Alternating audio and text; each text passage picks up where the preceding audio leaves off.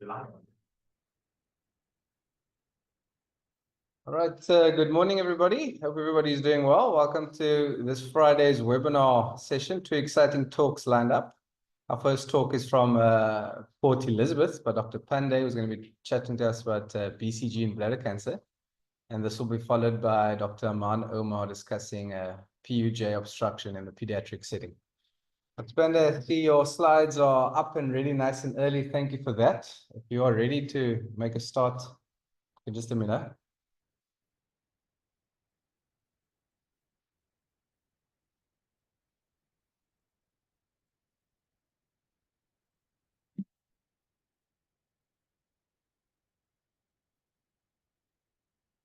Your cursor moving, or is it mine? It's yours.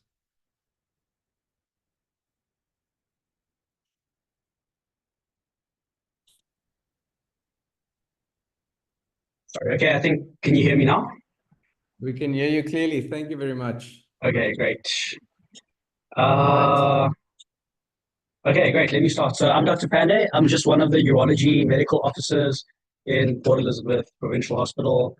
I'm going to be having a quick talk on bladder cancer and BCG use in bladder cancer. So it is a fairly long talk, so I'm going to, sorry, my slides are not going through. I just want to check what's happening. Okay, so I could probably talk for hours with such an undifferentiated topic. I am, however, limited to 25 minutes, so I've chosen to limit my talk to try to cover the basics in the first half of the presentation, while leaving some time for discussion of some of the latest updates and future where BCG is heading towards the end of the talk. So with a brief overview, so BCG is basically a form of immunotherapy. Immunotherapy was, as you can see, there's a brief history. The founder of immunotherapy is attributed to William B. Colley in the 19th century. Later, another immunologist called Lloyd Gold noticed an inverse correlation between tuberculosis and cancer shortly after the development of the BCG vaccine. It also resulted in the discovery of TNF-alpha and subsequently studies that tested the utility of BCG as a therapy for various types of cancer. So the BCG vaccine is also known as Bacillus calmette-guerin. Sorry for my French. It's a live attenuated strain of the Mycobacterium bovis. It was developed at the Pasteur Institute in 1921 by Albert Calmette and Camille Guerin. So it is currently used worldwide primarily as a vaccine against TB in children, but it's also the mainstay of treatment of non-muscle invasive bladder cancers. The first study of intravesical use was in 1976 by Morales et al. And it's also it's currently the most successful example to date of microbial treatment of cancer. So although the mechanism of how BCG therapy works is not completely understood, many mechanisms have been proposed, so including the direct interaction of the BCG with the urothelial and bladder cancer cells. Also, with regards to activation of an innate immune response, initiation of BCG-specific and tumor-specific T-cell immunity, and a combination of several of those factors is most likely. I've got a very nice picture over here that just shows the whole sort of process. So the process begins with an installation of viable mycobacteria into the bladder. The BCG then adheres to the urothelial cells lining the bladder via fibronectin attachment protein. Then there's uptake and internalization of the BCG. The bladder cancer cells, they internalize BCG via micropinocytosis. They will secrete various immune activating effectors such as IL-6, IL-8, TNF-alpha, and granulocyte macrophage stimulating factor. So then there's also repeat patterns or PAMPs on the bacterial cell that stimulate urothelial cells to secrete cytokinins. These will act through toll-like receptors on TLR2 and TLR4. There'll be direct activation of resident macrophages and dendritic cells by the BCG. And then BCG-stimulated urothelial cells, these will initiate a stepwise immune response by secreting chemokinin IL-8. That's a powerful neutrophil attractant. TNF-alpha is also secreted, and then all of this combined recruits and activates macrophages. Then a few hours later, after the BCG installation, they call it a sizable wave of neutrophils. They migrate into the bladder wall, and then that's the characteristic of an acute inflammation. The recruited neutrophils then clear residual bacilli. They secrete cytotoxic granules, in addition to releasing a series of cytokinins to help activate the dendritic cells to potentiate the involvement of the adaptive immune system. Then over several weeks, the adaptive immune response takes over. This becomes later important when we discuss our beloved HIV population. So the adaptive immune response, this is driven by the CD4 T cells, which are recruited into the bladder. They say it's most likely due to an activation of dendritic cells by neutrophils and urothelial cells-derived cytokinins. They present antigens to the CD4 T cells. When they drain into the lymph nodes, they activate specific lymphocytes. Then this process generates long-lived memory T cells, which may persist for the life of the patient that's been vaccinated. So then the induction is strongly suggested because a significant fraction of patients whose non-muscle invasive disease, they still remain in remission for years after BCG therapy. Then finally, BCG can also exert direct cytotoxic effects on the bladder cell cancer cells. They inhibit the growth and even killing those cells. And yeah, that's also demonstrated in vitro using high ratios of BCG to bladder cancer cells. Okay, so moving on to the clinical efficacy. So just a simplified version of management of non-muscle invasive bladder cancer involves initial complete resection via TURBT or en bloc resection. This is followed by surveillance and restaging. I'm mentioning this just briefly because I need to talk about the recurrence-free survival. So in these patients, the cancer will reoccur in 50 to 70% of patients that have not received post-resection adjuvant therapy. And the risk is higher for high-risk tumors, even with apparent complete resection. Adjuvant treatment with intravesical BCG is most effective therapy in reducing the risk of recurrence in patients with intermediate and high-risk non-muscle invasive bladder cancer. This is proven by a pooled analysis and Cochrane review that showed significant advantage of BCG in reducing the likelihood of disease at 12 months compared to TURBT alone.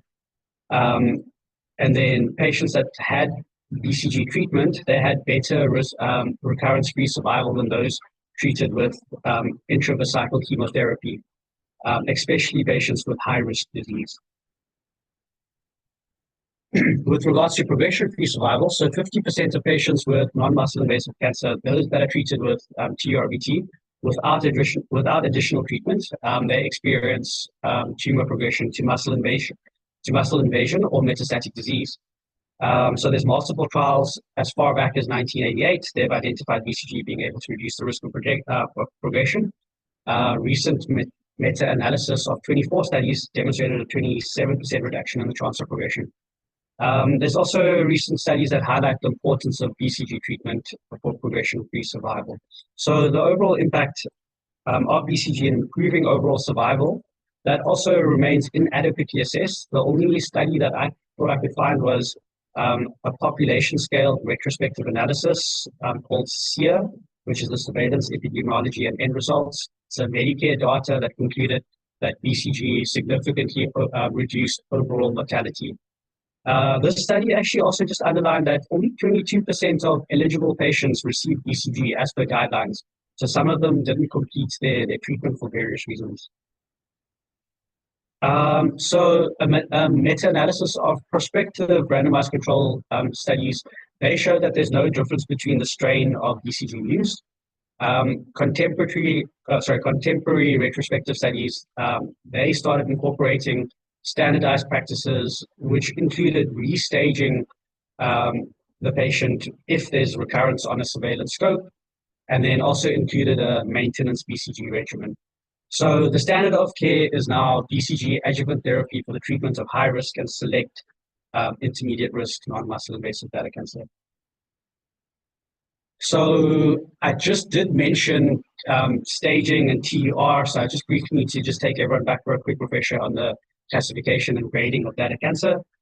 So the Spanish Urology Association for Oncological Treatment, which is the Kyoto, and the European Organization for Research and Treatment of Cancer, they developed an independent model to predict the risk and recurrence and progression in non-muscle invasive bladder cancer.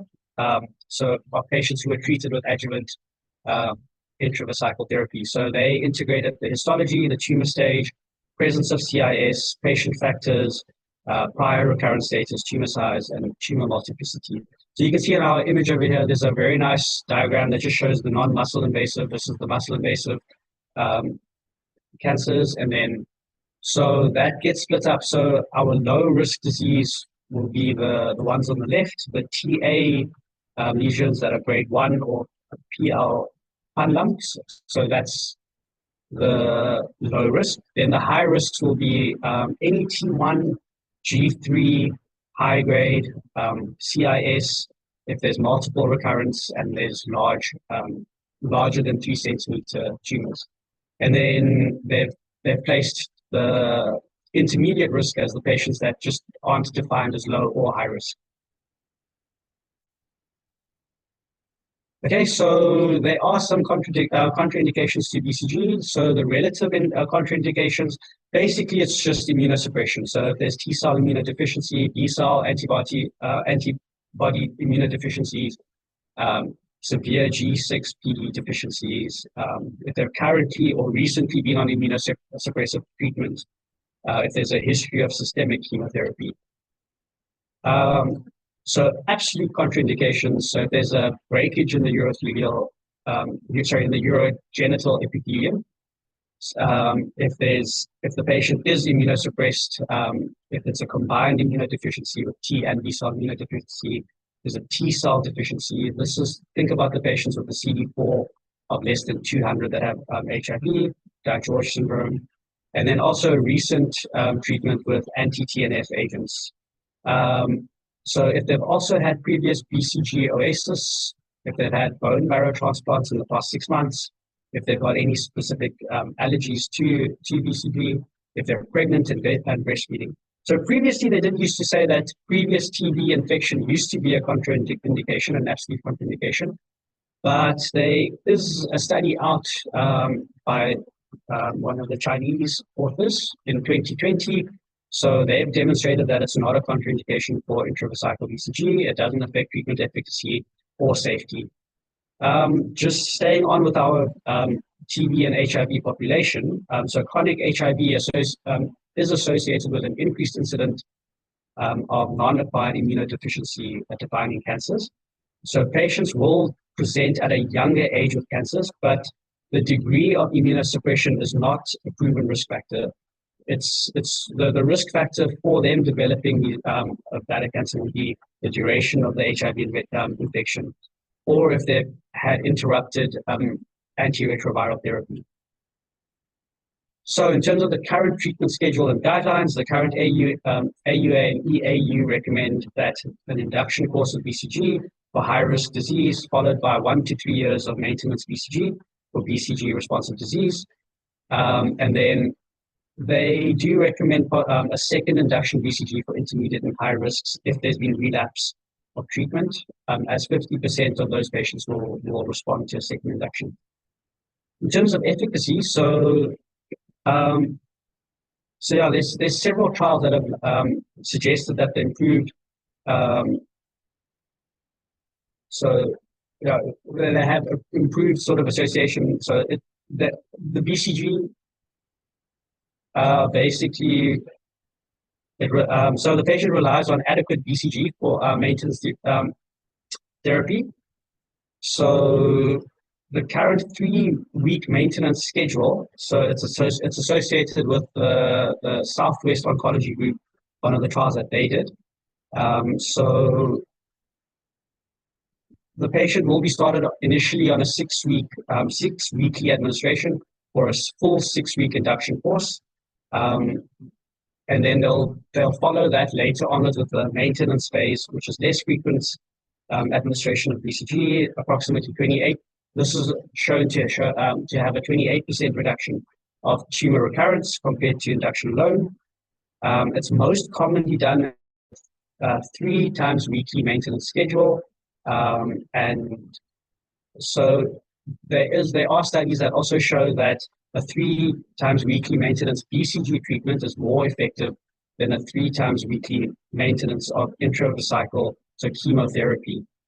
And then, so, and the outcomes were just based on the time to distant meds and overall survival and disease specifics of survival. So how is it administered? So to prepare it, so the patient has to prepare. They've got to avoid diuretics, avoid caffeine. They should empty their bladder prior. The BCG gets reconstituted. So the dose is 120 milligrams. So that gets reconstituted. Then it gets resuspended in 50 mils sterile saline. Currently in PE Provincial, we have BCG culture, which is the Danish 1331 strain. So a local anesthetic agent can be placed, such as Remicade. Patient gets catheterized. The BCG solution then gets administered. And then the transurethral catheter can be removed. And the patient should avoid voiding for a total of about 2 hours. When the patient goes home, the patient is advised for the first 6 hours to bleach the toilet just to prevent contamination. And then they should also refrain from sexual contact for 24 to 48 hours after each BCG treatment. And then they're also advised to use a condom during the course of treatment for at least a week post-installation, just to prevent transmission of the live attenuated bacteria to the partner. In terms of cost, so I just want to compare. So we currently have BCG culture, so that costs $3,653 per installation for the patient. And when you compare that to mitomycin, mitomycin needs 4 of the amps that cost $1,483. So that's a total of $5,933 per installation as well. So, I mean, there is quite a significant cost difference between the two as well. When we talk about safety and complications, so BCG does tend to have a few more side effects than intravesical chemotherapy. However, serious side effects are rare and they're usually treatable. Most common side effects are irritative symptoms such as dysuria, frequency. This is transient. There's persistent symptoms. Then the patient needs to be evaluated for bacterial cystitis, treated with appropriate antibiotics. They might have common systemic toxicities such as fever, malaise, and a skin rash. That can occur up to 39% of patients. That's usually transient though. And only 10% of cases may require treatment cessation. So maintenance is not associated also with an increased risk of side effects compared to induction alone. So there can be additional complications. So if there's a persistent BCG infection, there could be local spread of the BCG anywhere in the urogenital tract, as you can see over there on the left. So there's local. It can also become systemic, and in a very small fraction of patients, they can develop a life-threatening sepsis. But overall, BCG infection only occurs in about as many as 1% of treated patients. But if they do develop any of these, then they're treated with the appropriate antimicrobacterial antibiotics. I want to quickly just discuss BCG failure. So a simple definition of BCG failure would be tumor recurrence at 3 months or tumor progression at any time. It is a bit of a vague thing on the literature because there are multiple questions that still remain. What about a patient that has a reduced in the grade? What about with reduce of number, who subsequently still presents with a low grade recurrence?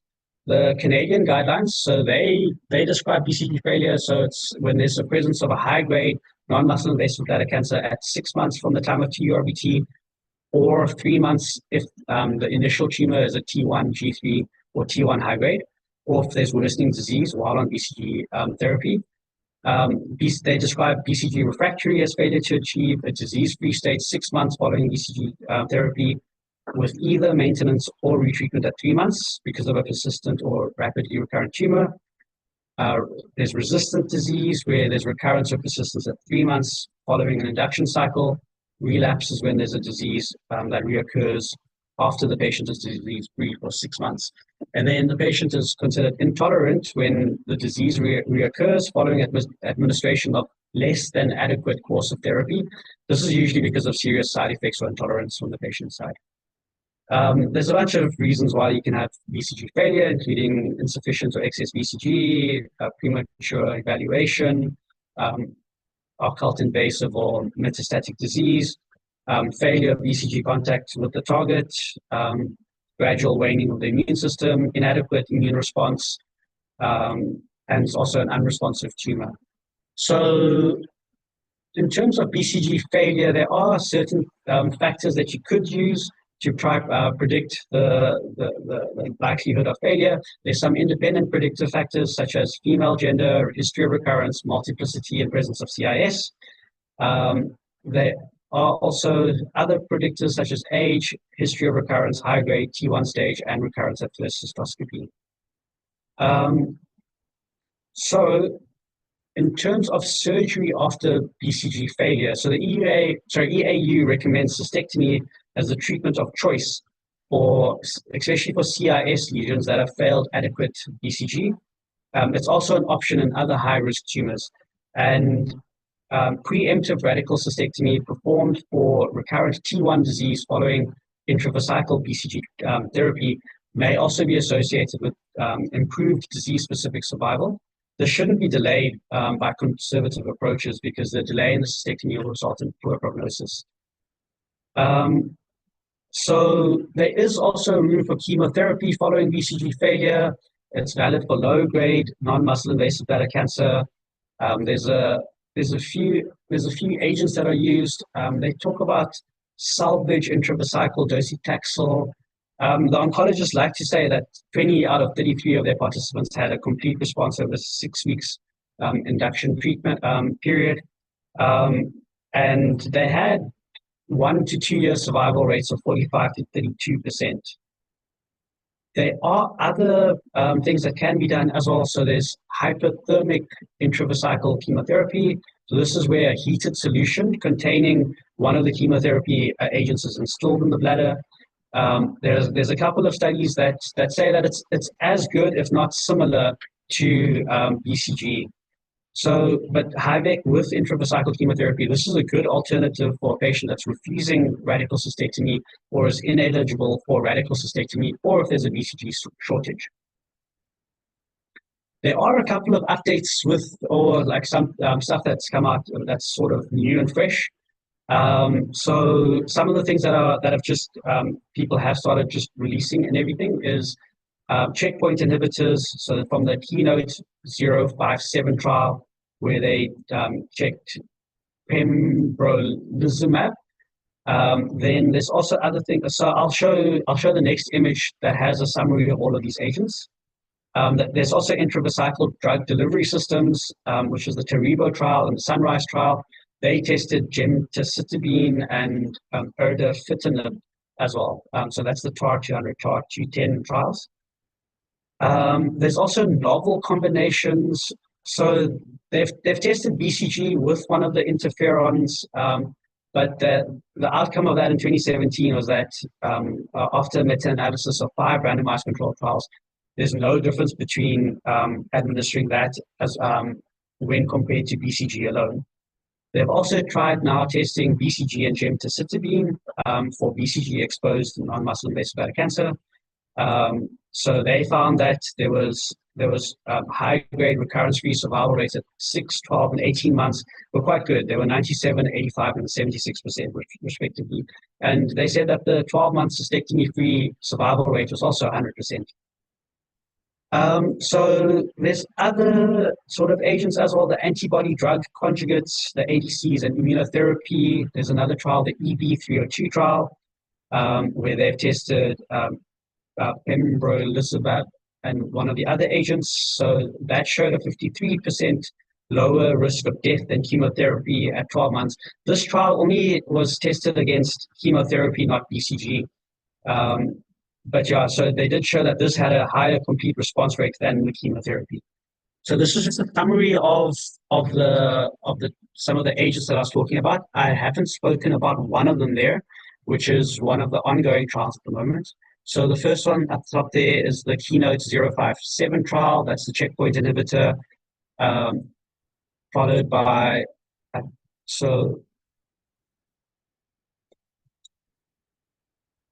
yeah, followed by the atezolizumab. So that's also a newer checkpoint inhibitor. One of the third agent over there is just part of gene therapy where they use vector DNA that encodes for interferon A2B. That was part of the interferon trial. Then the fourth one is part of the CULT study where they were checking BCG plus the N803, the IL-15 super agonists. And then finally, the phase 2 TAR 200 trial that we spoke about earlier in terms of the intravesical drug delivery system. So there is further research as well that has been done on enhanced BCG strains. So there's two modified BCG strains that they've tried to change two of the genes to improve its immunogenicity and safety in comparison to earlier strains and formulations of BCG. That's currently in a phase 2 trial in Europe as of February. There's also personalized approaches involving tailoring the treatment regimen based on individual patient characteristics, including tumor grade, stage, and immune response. I did mention part of the CULT studies on the previous page. So there's two of them. One of them is testing BCG unresponsive non-muscle invasive bladder cancer, especially CIS, where they're giving one of those new agents with BCG. And then the other one is testing BCG naive non-muscle invasive bladder cancer, where they're comparing BCG alone plus that newer agent. There's also room for novel immune stimulants. And then in the future, so I mean, I'm saying future, but I mean, currently there is still what we call a BCG shortage. It's a global access issue at the moment. And it's been ongoing for the past decade. And part of the reasons is because there's difficulty in scaling of the production. There's fewer manufacturers. There's a growing demand for it. So there's a few trials that have now been ongoing due to the proposed installation of reduced dosages of BCG. So there's two trials that show that 1/3 of the dose versus the full dose. The 1/3 dose is non-inferior in terms of the efficacy, and it has a similar toxicity and side effects. That's also been proven recently in I think it's a Japanese trial by Kyo in 2024, where they gave a lower dose of 40 to 80 milligrams of it, of the Tokyo 172 strain. However, it's just important to note that full dose BCG is more effective in multifocal tumors. And it's also important to remember that intravesical chemotherapy is also an option. So just in conclusion, so BCG is the cornerstone treatment option for patients with high-risk non-muscle invasive bladder cancer and selective intermediate-risk bladder cancers, despite several challenges that we've spoken about. In these patients, it reduces the risk of cancer recurrence and progression, and it improves their overall survival. And then as we research and figure out mechanisms of BCG, our understanding of the factors that determine these clinical responses will continue to improve and help us better tailor treatment to the individual patients. Thanks.